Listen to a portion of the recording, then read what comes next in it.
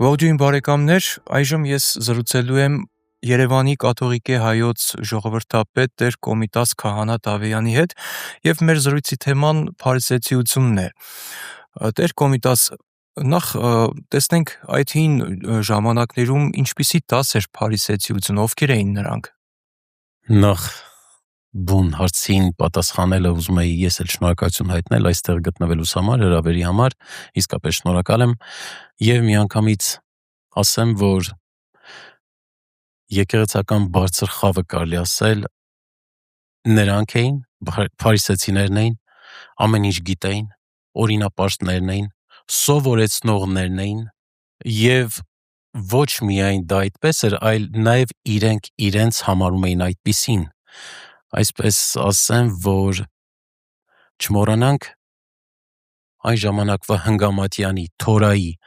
կանոնները, այսինքն ամբողջովին իրենք հետևում էին, իրենք գիտեին եւ ուսուցանում էին։ Եվ եթե թույլ կտաք, փոքրիկ սխալ գուցե անեմ, լավ չեմ հիշում, 622 թե 623 օրենքներ կային, կանոններ կային, որ մեկ առ մեկ իրենք պահպանում էին։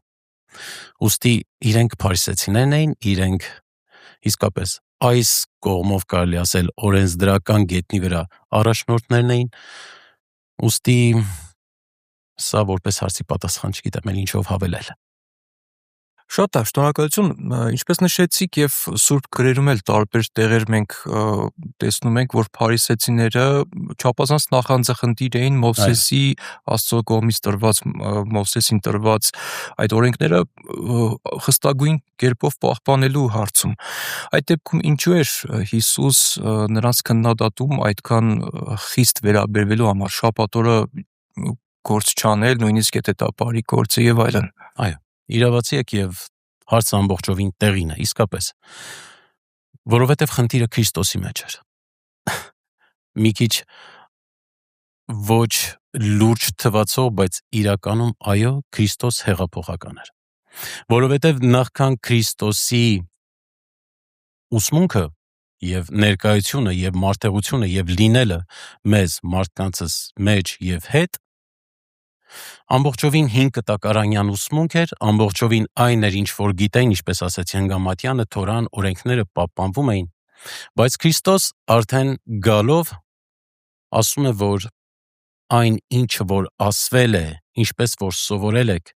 գեղեցիկ է, իրավացի եք, բայց ես գալիս եմ ձեզ ասելու, որ սրանից հետո մակերեսային չի մնալու։ Որևէ բան, որևէ օրենք, որ պահպանվում է, նախ պետք է սրտով ապրված լինի, նախ պետք է դառնա կյանք, որովհետև ավելորդ է ասել, օրինակ, չգիտեմ, այսինչ բանը մի արա, երբ որ դու անում ես։ Ավելորդ է փարիսեցին որպես օրենսգետ ներկայանալով եւ այդպես էր, չգիտեմ, ինչ որ օրենք ասի, բայց ոչնչով օգտակար չլինի այդ օրենքի պահպանմանը նաև դիմացինի համար։ Գուցե գեղեցիկ չստացվեց ավելի օրինակ բերեմ։ Քրիստոս ինքը անձամբ ասում է հասարակ ժողովրդին նույնպես. ուշադիր եղեք, թե ինչ են ասում փարիսեցիները, օրենսգետները եւ այլն, իրենց ասածները լսեք, բայց մի արեք այնպես, ինչպես ապրում են, որովհետեւ իրականում չեն ապրում։ Եվ ինչը որ ապրված չէ, դուրս է գալիս, որ շատ գեղեցիկ փաթեթավորված է, եւ այդ փաթեթավորված տուփի մեջ ոչինչ չկա։ Դրա համար Քրիստոս հետո կասեր, շատ նման է գերեզմանակարերի, դամբանակարերի, գեղեցիկ, գիտեք, գուցե մարմարից էլ սպիտակ, բայց տակը ինչ է։ Ամբողջովին փտած ինչ-որ բան, կամ այդ նույն մակերեսային լինելու մասին է խոսքը։ Քրիստոս եկավ որպես առաջին հերթին, որպեսի նախ եւ առաջ մեր մտածելակերպը փոխի, մեզ փոխի, մենք էությամբ փոխված լինենք եւ այդ փոխված էությամբ սկսենք ապրել նաեւ օրենքը։ Ավելորդ եմ համարում կրկնել, բայց մեկ անգամ եւս, եթե ես մի բանը անում եմ, պարզապես որովհետեւ օրենք է, բայց ես չեմ ապրում, նշանակում է նաեւ, որ ես ծառա եմ։ ծառան է, որ ստիպված անելու է մի բան, ինչը որ կարելի էր ասել 5 կտակարանյան մտածելակերպն է. Աստված Տեր եւ Աստված, ես ծառա պետք է հնազանդվեմ միայն։ Քրիստոս իր գալով, սկզբից ասեցի որպես հեղափոխական, ասում է դուք զավակներ եք, դուք որդիներ եք, Աստծո որդիներ։ Եվ եթե մի բան անում եք, պետք է անեք սիրով, պետք է անեք, որովհետև դա ձեր մտածելակերպն է, ձեր էությունն է, այժմ իմաստ կունենա։ Եվ դրա համար էլ գեղեցիկ է, երբ որ մակերեսայինը դառնում է նախ եւ առաջ ինքնություն, ոչ թե գեղեցիկ փաթեթավորված, այլ ճիշտ ձևով ապրված։ Սա էր Քրիստոսի որևէ բան ինչ անում էր, նախ եւ առաջ ուզում էր, որ մարդիկ ինչ որ բան անելուց առաջ, ինչ որ բան խոսելուց առաջ, նախ դա մտածեին,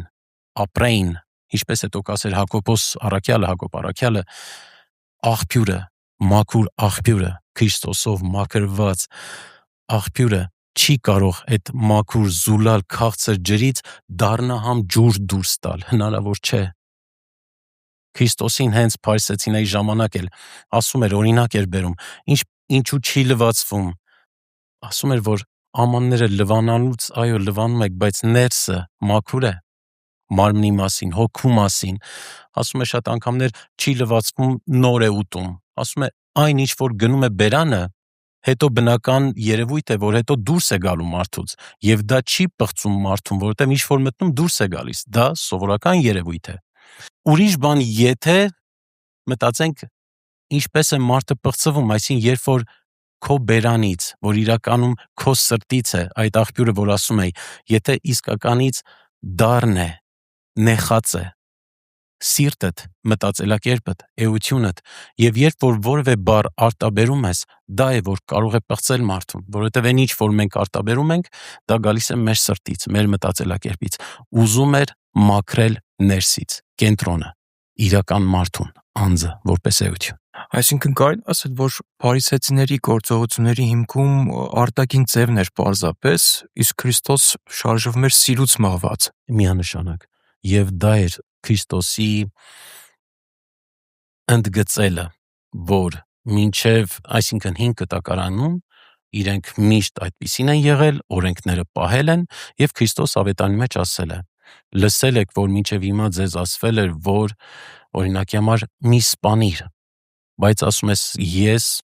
իր ներկայությամբ ասում է արդեն որ կամ որպես նոր ուխտ, որպես նոր օրենքներ,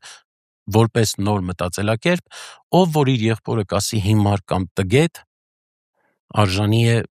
գեհենին, օրինակ, այսինքն բաներ կա, որ ասում է այսպես ասվել էր, բայց հիմա ուրիշ ձևի պետք է նայենք հարցին, ոչ թե օրենքը ջնջելու է եկել, այլ կատարելագործելու։ Եթե մինչ այդ օրինակ ուրիշ մեկ այլ նախադասություն զոհ մատուցելը, ասում է զոհդ կմատուցես, թող մի պահ, բայց մի պահ հայացքը սեռիր քո հոգու մեջ, եթե ընծատ նվիրելուց առաջ հիշես, որ եղբայրդ քո դեմ ոխ ունի, ընծատ խորանի առջև թող եւ գնա, նախ հաշտվիր եղբորդ հետ եւ հետո կգաս ու ընծատ կնվիրես։ Այսինքն իրականում Քրիստոս այստեղ շեշտադրում է շատ մարդ հարաբերությունը, որը գալիս էր ապացուցելու այն փաստը, թե ինչ տեսակ մտածելակերպ ունեմ եւ ինչպիսին կարող է լինել իմ հարաբերությունը Աստծո հետ։ Որովհետեւ ավելորդ է ասել, որ ես Աստծուն սիրում եմ, օրենքները պահում եմ, բայց աչքով աչք չունեմ եղբորս հետ։ Եղբայր ասելով նկատի չունեմ այրունակից որևէ մեկի, որովհետեւ մարդասիրությունն է երաշխիքը Աստված սիրության։ Եթե ես պետք է ասեմ, որ Աստծուն սիրում եմ, դա շատ դյուրին է բառերով արտաբերել, բայց գործով ցույց տալ, որ Աստված սիրում ես, պարտադրաբար այդ սեր անցնելու է մարդու միջոցով, մարդկային հարաբերությունների միջոցով։ Եթե եղբորը սիրում եմ, այժմ այո, նաև Աստվածասեր եմ։ Արդյոք այդ օրենքները Մովսեսին Աստված տվեց այն պատճառով ոչ այնքան կատարելագործված, որքան Հիսուս հետո կատարելագործեց, այն պատճառով, որ մարդ արարածը դեռ պատրաստ չէր այդքան կատարյալ օրենք իրագործելու։ Կա, այդպիսի բան կա, պարզապես որպես մարդկություն եթե վերցնենք, Պողոս առաքյալի խոսքերը շատ գեղեցիկ են, ասում է, որ Երբ որ նորածին է մեկը, անշուշտ հավատքի մասին է խոսքը գնում, ինչքան ես դու քայլեր արել հավատքի մեջ։ Նորածին մեկին դու չես կարող միս տալ։ Նորածնի կերը կաթն է։ Կմեծանա, ատամները կլինեն, ավելի ամենից զարգացած կլինի, ստամոքսը ունակ է, մարսելու եւ այլն, ամենից զարգացած է, հանժամ կարող է ստալ նաեւ միսը։ Կարելի է դիտարկել նաեւ այս հարցադրմանը ի պատասխան, այսինքն մարդկությունը դեռ պատրաստ չէր քայլ առ քայլ։ Կա Աստված ճանաչողության տեսակ, սկզբնական հատվածը, դրա համար էլ ահարկուն, արարիչը Տեր եւ Աստված, մինչև որ կամաց հասկանանք, թե իրականում ով էր այդ Աստվածը, որովհետև Աստված էր, Քրիստոսով դառնում է հայր, եւ շատ գեղեցիկ է այդ աղոթքը, նույնիսկ եւ մեր հայրերի ապրած աղոթքները, որ իրականում իրենց մտածելակերպն են, իրենց աստվածաբանությունն են արտացոլում, որ ասում է իրենց նկատի ունենալով 5 կտակարանում դեռ Աստված էր, բայց մեզ անարժաններիս, այսպես ասած, մեր մարդկային տկարությունն էլ տեսնելով, մեզ համար դարձել ես հայր, ու դրանից հետո մենք աղոթում ենք հայր մեր աղոթքը պատարագի ժամանակ։ Իսկապես դա փուլային է կատարվելու, որովհետև միանգամից հնարավոր չէր։ Աստված ճանաչողության մեջ կան քայլեր եւ կա ժամանակ ամեն ինչի համար։ Իսկ Տեր Կոմիտաս, փարիսեցիությունը հատուկ էր միայն հին հրեաներին, թե նաև այն բնորոշի այսօրվա մարդուն, առհասարակ անկախ ազգությունից։ Ես չէի ուզենա մարդկանց առանձնացնել ցեղերին, ազգերին, ասելով մենք լավն ենք, մենք 301-ին առաջինը որ դարձանք քրիստոնյա, մենք ինչ որտեղ կարող եմ ասել, գեղեցիկ է, մի քիչ ինչու ոչ նաև հաճելի լինելով հայ մարդ, բնականաբար։ Բայց չմոռանանք, որ Աստված ներկապահիս, ես հիմա չգիտեմ, բայց մարդկության թիվը 8 միլիարդը անցել է։ Կարելի է դիտարկել 8 միլիարդանոց զավակներ ունեցող ընտանիքի հայր Աստծուն։ Եվ յուրաքանչյուրը, անկախ սեռից, տարիքից, ազգությունից, կրոնից, մշակույթից, ինչ որ է, Աստծո զավակ է։ Եվ ավաղ, կրկնեմ, փարիսեցիությունը մինչև օրս շատ արդիական է։ Համամիտ եմ, միանշանակ համամիտ եմ, որ դարեր անցել են եւ պիտի անցնեն, բայց ինչքան գնում ենք, ավելի դրան են գալիս, որ ել ավելի է գեղեցկանում այդ փաթեթավորումը։ Մենք ոչ մի բանը հոգեպես լրջությամբ չենք առնում, չենք վերցնում, չենք ընդունում։ Առաջին հերթին դիմացինի համար, առաջին հերթին տեսնեն, նույնիսկ եթե իրականում ոչինչ չենք ներկայացնում ինքներս մեզնից։ Ամեն ինչը դարել է մի տեսակ թատրոն։ Գնում ենք հարսանիքի, ավելի կարծեք, չգիտեմ, Milan Fashion 2026 մոդայի հագուստի, չգիտեմ, ցուցադրական քավլիցի չեմ ուզում քննադատել ոչ մեկին, բայց կամաց այդ մտածելակերպն է։ Թույլ տվեք ասել, նույնիսկ արդեն մնում են թաղումները, որ ասես լավ, ննջեցյալի մի կողմ դնենք, եկեք խոսենք մեր մասին, իմ մասին, ես, ինձնից, ինձանով, այս եսը, այս հպարտությունը, այս մարդկային էգոն երբեք չի մեռնելու։ Եվ դրա ավելորդությունը կզգաս հանժամ, երբ որ իսկապես Աստծո հետ մտերմիկ ընկերության մեջ ես, հարաբերության մեջ ես, բայց բնական է, միշտ մարդ ես մնալու, չես միաձուլվելու եւ ոչնչանաս եւ գեղեցիկ է, մնանք մարդ, մնանք անձինք, նույնիսկ եթե երբեմն հպարտությունը իր գործն անելու է։ Եվ անապատական հայրերը ոմանք կային, եկեղեցու հայրերից առաջին դարերում ասում էին, որ մարդու հպարտությունը, եսասիրությունը, մահանում է տվյալ մարդու մահից 2 օր հետո, այսինքն քանի դեռ ապրում ենք, շնչում արտաշնչում ենք, այս երկրի վրա ենք, հպարտությունից ձեռք ազատվելը շատ մեծ, գրեթե անհնարին է, գրեթե, բայց որ չի նշանակում անհնար, միայն թե գիտակցենք, որ այդ հարաբերությունը մարդկային ճիշտ մտածելակերպով եղբայրակից դառնալու յուրաքանչյուրին, դա ավելի տանում է կամաց այդ եսը մոռանալու, ոչ թե վերացնելու, մի կողմ հնարավորինս դնելու։ Դրան հավատում եմ։ Ես արդեն իսկ ուզում եի հարցնել հպարտության մասին եւ դուք էլ նշեցիք, մեր ազգային բնորոշ գծերից մեկն է հպարտանալ, որ մենք 301 թվականին առաջին ազգն ենք, որ պետականորեն ընդունեցինք քրիստոնեությունը եւ կարծես սա մի տեսակ համարում ենք մարտահրավեր մյուս ազգերի հանդեպ, որ կարծես ինչ որ մեկը մեզ պարտական է, որ մենք առաջինն էինք ընդունել, միթե սա նույնպես փարիսեցիության դրսևորում չէ։ Առաջինները պետք է վերջին լինեն, հիշենք Հիսուսի խոսքերը եւ ջանանք առաջինը լինելուց հետո չդառնալ վերջինը։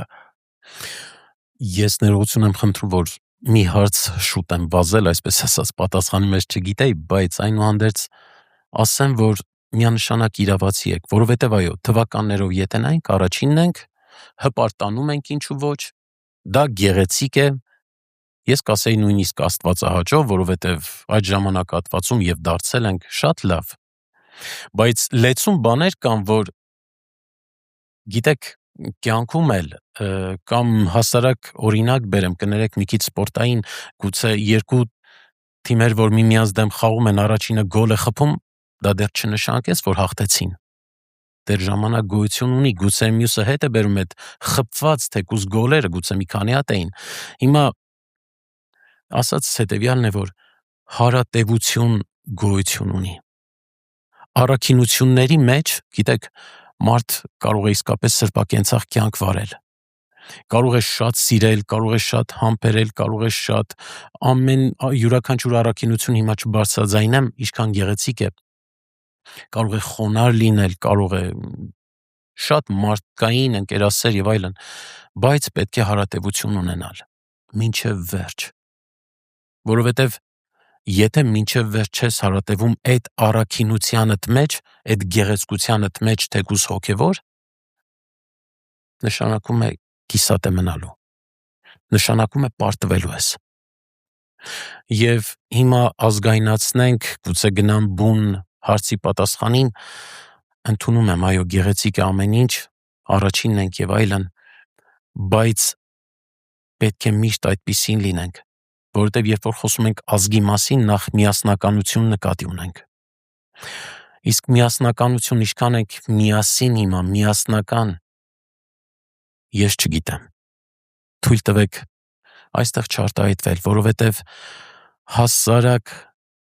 հասարակ բաների մեջ տրանսպորտում լինի, երթևեկության մեջ վարելիս լինի, ուր ուզում եք եղեք, եթե կա ինչ-որ անծանոթ մեկը թեկուզ, մենք առաջինը մոռանում ենք շնորհակալություն հայտնել։ Մեկը մեզ զիջեց ճանապարհը, մտանք, սովորական երևույթ։ Հիմա ես բառերն էլ չգիտեմ ինչպես հայերեն կոռեկտ արտաբերեմ, 4 լույսեր որ վառում ենք, շնորհակալություն լինելու ձև է, արտահայտություն է, չենք անում։ Մեքենան մի կողմ դնենք, նստում ենք, մեզ տեղ են տալիս, գուցե արդեն զարմանալի է, որ տեղ են տալիս տրանսպորտի մեջ, հուսամ այդպես է, բայց ավաղ դա էլ այդպես չէ, բայց նորից շնորհակալություն չկա։ Մենք շատ գեղեցիկ բառեր արտաբերող ենք, մենք մինչև հիմա փարիսեցի մնացինք, որովհետև լինում է ինչ-որ գեղեցիկ բան, որ արվում է, որովհետև դա մենք այս պահին անում ենք, գիտեք ինչի համար։ Ոչ թե որովհետև մենք ուզում ենք, որ դիմացինի համար լավ լինի, այլ պարզապես հենց այդ պահին տեսնեմ, որ Տեր Կոմիտաս այն ինչեր էր արեց, եկեք ծափահարենք, չէ, այստեղ ոչ թե ես եմ ուզում գլխավոր դերերում լինել, դրա համար ինձ թույլ տվեցի նման բան անել։ Ոչ, դա մի կողմ դնենք։ Կարևորը դիմացինին հասնելն էր։ Կարևորը դիմացինին, չգիտեմ, ինչ որ բանով օգտակար եղա, իրեն համար լավ լինի։ Իմ անունը, իմ պատկերը թող չլինի։ Պարտադիր չէ անպայման ծափահարոցներ ու չգիտեմ ինչ տեքստեր, թե ով եք պանծացնի անձը։ Մենք սովոր չենք բարիք անել ու այդ բարին, որ անում ենք, ուղղակի չերևա մարդկանց աչքերին։ Թող միայն Աստված տեսնի, մենք դրան սովոր չենք։ Ուրիշ լեցուն այսպիսի բաներ կան, որ մենք անում ենք կամ ներելը իսկապես ցավ է տալիս, երբ որ տեսնում ես, որ հասարակ հայացքից, կարծեմ անցած տարի Աբովյանում էր, դա միտքս եկավ, ես վերջերս, չգիտեմ, իրար սպանում են, որովհետև ինչ որ հասարակ հիմար հայացքի համար, թարս նայելը, չափելը, իրար ճանաչում ենք, ինչ որ առոգանություն, որի մեջ դու զգում ես էության մեջ նստած թարախ, կներեք, գուցե կոռեկտ չեմ արտահայտվում, բայց ցավ է տալիս, որովհետև ամպագորգոր արտահայտություններ ենք անում, առաջին ազգ ենք, սա ենք, նա ենք, մի քիչ առաջ ասեցի, մենք Աստված սիրում ենք բառերով, արտահայտություններով, գրքերով, չգիտեմ, ինչով ուզում եք, բայց երբ որ մեր հոգու խորքում մենք դիմացինի հետ չենք առնչվում որպես եղբոր, որպես քրոջ, որպես մեկ այլ զավակի այդ նույն Աստծու, որ հայրը եւ նաեւ իմ հայրն է, ինչ որ բան այնպես չէ ու չի կարող լինել, դա հստակ է։ Վերջերս մի հոդովակ էի նայում, որտեղ մայրը զրուցում էր 10-ամյա որդու հետ եւ այս խոսքերը տպավորվեցին, ասում էր ճիշտ եւ լավ բաներ արա նաեւ այն ժամանակ, երբ մարդիկ քեզ չեն դիտում։ Որովհետեւ իրականում խոսքը գնում է միշտ էության մասին։ Կարևոր չէ թե ինչ ես անում, այլ ինչի համար ես անում։ Կարևորը նախ եւ առաջ ներքին աշխարհն է, որովհետև եթե ներքուս ճիշտ մտածելակերպ ունես, նկատի ունեմ մարդասեր ես իսկապես հարգանք ունես դիմացինի նկատմամբ, այդտեղից կարող է բխել գեղեցկությունը, միանշանակ ընդունում եմ։ Եվ Քրիստոս ամեն ինչ անում էր ներսը փոխելու համար։ Եվ շատ ճիշտ է ասված, որ եւ դա Քրիստոսի խոսքերն են, ասում է, երբ որ մեկին ողորմություն տաս, ձախ ձեռքը չիմանա թե աչքը ինչ արեց։ Շատ հստակ է պատասխանը, որ մարդկանց հաճո դառնալու համար չէ, վերջում Աստված քո հատուցումը կանի, բայց նախ եւ առաջ դու ունակ լինես բարին սերմանելու, բայց մի բան էլ հավելեմ, բարին կսերմանես, եթե բարություն ունես, եթե բարին ճանաչում ես։ Ես չեմ կարող բարին սերմանել, եթե չունեմ, ես չեմ կարող տալ մի բան մեկին, որ չունեմ, նախ պետք է ունենաս։ Իսկ այդ ունեցածդ Աստծուց է։ Իսկ երբ որ ունես, Աստծուց է, շնորհակալ ես լինում։ Շնորհակալ լինել ավելի շատ, քան խնդրել ավելի շատ, հավատացնում եմ, ճիշտ ճանապարհի վրա ենք։ Շնորհակալություն եւ վերջին հարցս Տեր Կոմիտաս, մարդը ինչպես կարող է իր մեջ ճանաչել այդ փարիսեցիության դրսևորումները, այդ հպարտությունը եւ հաղթահարել դրանք։ Երբ որ առանձին մնում է,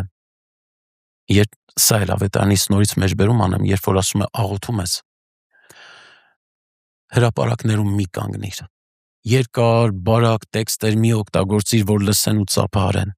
Ասում եմ մտիր սենյակդ, փակվիր, թող քեզ ոչ ոք չտեսնի ու աղոթիր քո Հորը։ Ու քո հայրը, որ քեզ տեսնում է ծածուկ աղոթելիս, քեզ հայտնապես կհատուցի։ Դա էլ մի կողմ դնենք, հատուցումն էլ մի կողմ դնենք։ Վերջում սա անեմ, որպեսի վերջում ինձ համար լավ լինի, դրա մեջ էլ կա եսասիրություն, որ ինձ համար լավ լինի։ Եկեք մի կողմ դնենք, թե Աստված մեզ ինչ է ասելու, մեր մասին ինչ է մտածելու, բարձ հասարակ բան։ Ընկալենք որպես ընտանիք։ Աստված հայր է, ես զավակ եմ։ Ու ընդունում եմ, որ յուրաքանչյուր ոք այդ նույն սիրառատ հոր զավակ է։ Ես ինչ կանեմ, ես ինչքանով, իսկապես ինչքանով մաքուր ձևով, այսինքն ինչքան տրամադրված կլինեմ դիմացինի մասին բարին խոսելու։ Գիտեք, մեզ մոտ, կներեք, սա լավ ընդգծված է եւ նկատի չունեմ Հայաստանում, նկատի ունեմ յուրաքանչյուր բնակավարում, 3 հոգի միասին խոսում, ծիծաղում, ամեն ինչ գեղեցիկ է, այդ պահին ընկերական է, մեկը գնա հեռախոսով առանձնանա, գրեթե երկուսով սկսում են այս երրորդի մասին բամբասել։ Ասած հետևյալն է, որ երբ որ դու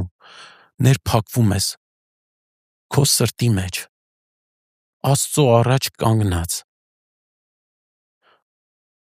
ու լռության մեջ մի փոքրիկ մտածական ես անում, մտածելով ով ես, ում զավակն ես եւ նույն ձևով ընդունում ես մյուսներին, հավատացնում եմ ձեզ կամաց հասկանալու եք։ Ճիշտ արեցիք թե սխալ։ Դուք ինքներդ, մենք ինքներս կհասկանանք այս արարքիս մեջ, այս ասածիս մեջ եւ այս մտածածիս մեջ եսասիրություն էր, ինքնահավատություն էր, հպարտություն էր եւ երբեմն այո։ Գուցե շատ հաճախ, բայց դա չի նշանակում, որ ենք ճվելու ենք։ Աստված գիտե, որ սխալական ենք։ Աստված գիտե, որ մեղավոր ենք։ Կարևորը գիտակցելուց հետո անպայման վերադառնանք նորից Աստծուն, ասելով, որ ամեն վայրկյան քո կարիքն ունեմ։ Եվ եթե մի պահ մատդ վրայիցս վերցնես, ունակ եմ ամենավատին էլ, որովհետև Աստված է բարին։ Եվ իրենից գալիս է ածական, այսպես ասեմ, ինքը գոյականն է, ու մենք ունենք ածականները։ Երբ որ ասում ենք բարին, գեղեցիկը դա Աստված է, մենք ունենք բարություն, գեղեցկություն, որ իմաստ ունի, որովհետև կա ինքը, կա գեղեցկագույնը։ Եվ երբ որ մտածում ես քո սրտում այդ ամենի մասին, հասկանում ես, որ երբեմն էլ սխալվում ես, բայց երբեք չես ընկճվում, որովհետև Քրիստոս հենց Աստծո միածինը ուղարկվեց մեզ համար, որպեսզի երբեք սիրելիներ չմտածենք, որ հուսահատվեցինք, վերջ, այլևս հնարավորություն չկա։ Ամեն վայրկյան Քրիստոսին ետ վերադառնալու եւ մեր մտածելակերպը փոխելու հնարավորություն ունենք։ Ու քանի դեռ ապրում ու արտաշնչում ենք ու այստեղ գոյություն ունենք, զերծ չենք մնալու այդ վտանգներից։ Բայց նաեւ 1000 անգամ ընկնենք, միլիոն անգամ ընկնենք հոգևոր իմաստով, այդքան անգամ էլ Աստծո ձեռքը բռնելով, Քրիստոսի ձեռքը բռնելով վեր ենք կենալու։ Ամեն վայրկյան դառնալու է փոքրիկ հարություն մեր մտածելակերպի, մեր մարդ տեսակի համար, միշտ քայլելու, միշտ ասելու, որ Աստծո զավակ եմ ես, առանց մոռանալու մյուսին նմանապես։ Անչափ շնորհակալություն Տեր Կոմիտաս մտածել տվող պատասխանների համար։ Ես էլ եմ շնորհակալ իսկապես, եւ եթե ինչ որ բան ստացվեց, ուրախ եմ, որովհետեւ բոլորս կամուրջներ ենք հասնելու դիմացինին, եւ ուրախ եմ, որ այս բան ինչ որ ձևով գործիք հանդիսած Աստծո ձեռքերում ինչ որ մեկի սրտին խոսելու, ոչ թե ես։ Այսօր կմոռանա Կոմիտաս էր, թե Պողոս էր, թե Պետրոս էր, անունը կարևոր չէ։ Կարևոր սիրելիներս գիտակցենք, որ մենք Աստծո ձեռքերն ենք, մենք Աստծո ոտքերն ենք, մենք Աստծո սիրտն ենք։ Աստված չի իջնելու ու հասնի մյուսին, որովհետև կարիքն ունի, չի իջնելու քայլելով գնա, որովհետև մենակ է եւ մեկը չկա, որ իրեն այցելության գնա, չի իջնելու է մյուսին ների, որովհետև մենք կանք, մեզ տվել է բանականություն, մեզ տվել է ազատ կամք, մեզ տվել է Քրիստոս, որ հասկանանք իրականում, թե ով ենք մենք, եւ եկեք որդիաբար դառնանք Քրիստոսի ոտքերը, գնալու մեկս մյուսին դեպի, ընտարաչելու, ձեռքերը օգնելու եւ ամենակարևորը սիրտը ողորմած լինելու, ներելու, հարգելու եւ սիրելու։ Շնորհակալ եմ։ Շնորհակալություն։ Մեր ունկնդիրներին եւ ակնդիրներին հիշեցնեմ իմ զրուցակիցներ Երևանի հայ կաթողիկե եկեղեցու ժողովրդապետ Տեր Կոմիտաս Քահանա Տավյանը։ Շնորհակալություն նաեւ ձեզ սիրելի ունկնդիրներ եւ ակնդիրներ մեր զրույցին հետեւելու համար, շարունակեք ունկնդրել Ռադիո Մարիամի եթերը։